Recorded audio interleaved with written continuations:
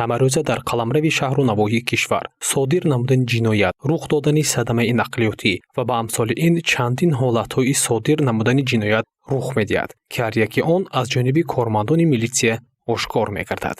Назоратчии барқ маблағи муштариёнро тасарруф кард.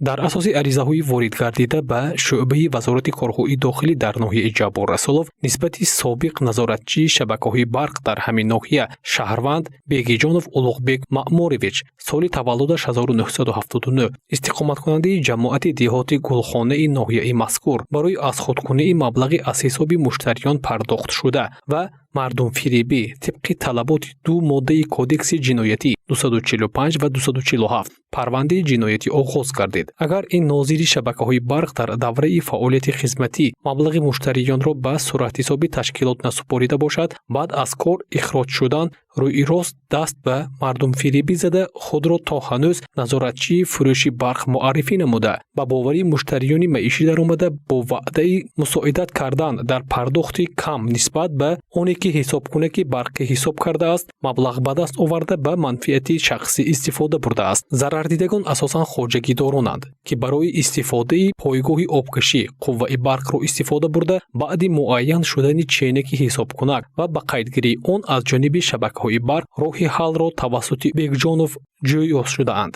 Аммо ин чораҷӯӣ онҳоро ба доми қаллобӣ афтонид. Бо ваъдаи мусбӣ ҳал кардани кори нафароне ки ба шабакаҳои барқ кор афтода шудаанд, шеваи дигари мардумфиребиҳост. Ба мисли аз саҳни ҳавлӣ ба берун кӯчонидани симчӯб, гирифтани иҷозатнома барои фаъолияти соҳибкорӣ ва ғайраҳо. То санаи 30 май дар парвандаи ҷиноятии нисбати Улуғбек Бегиҷонов оғоз гардида 16 аризаи шаҳрвандон қайд гардидааст, ки пушти ҳар як муроҷиат зарари моддӣ меистад. Лозим ба таъкид аст, ки ин нафар қаблан дар давраи фаъолияташ дар шабакаҳои барқ ду маротиба барои азони худкунии маблағи муштариёни барқ ба ҷавобгарии ҷиноятӣ кашида шудааст. Боз ба ҳамин вазифа роҳ ёфтани ӯ ба содиршавии ҷиноят замина гузошт.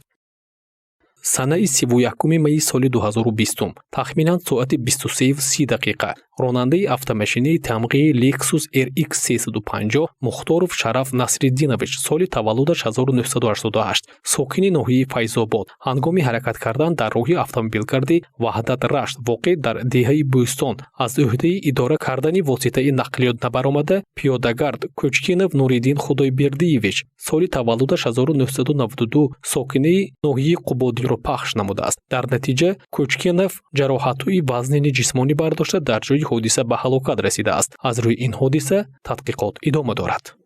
Ташкил ва нигаҳдошти фоҳишахона аз ҷониби ҷавони 24 сола. Дар натиҷаи гузаронидани чорабиниҳои оперативи ҷустуҷӯӣ аз ҷониби кормандони милитсия ҷавони 24 солаи сокини пойтахт бо гумони ташкил ва нигаҳдошти фоҳишахона дастгир карда шуд.